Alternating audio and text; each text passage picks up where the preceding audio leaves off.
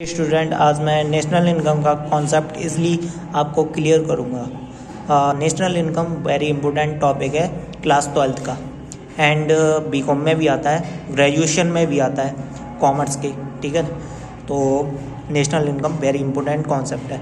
National income क्या होती है, इसलिए मैं आपको समझाता हूँ। जो आप कमाते हो, मतलब आप,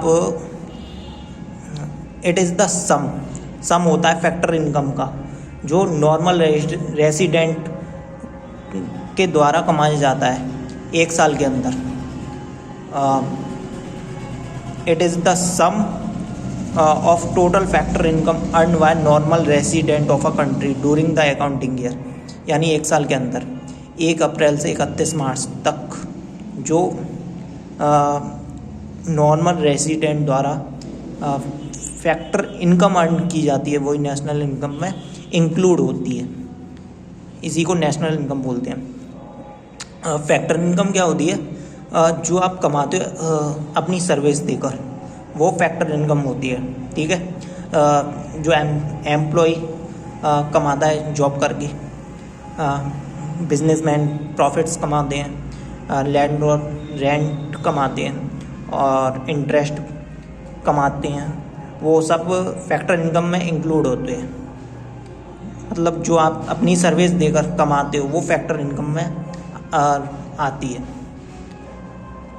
ठीक है। और नॉर्मल रेसिडेंट क्या होता है,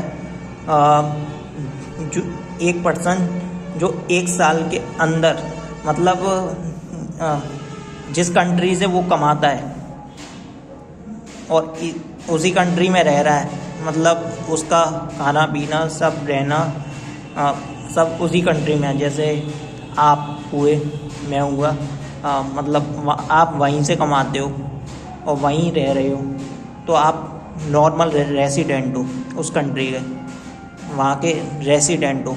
और मैं आगे कॉन्सेप्ट क्लियर करूँगा नॉर्मल रेसिडेंट का। तो आई होप आपको ये वीडियो पसंद आई हो। आपको ये वीडियो पसंद आई हो तो लाइक करिए प्लीज़, एंड चैनल को सब्सक्राइब कर देना।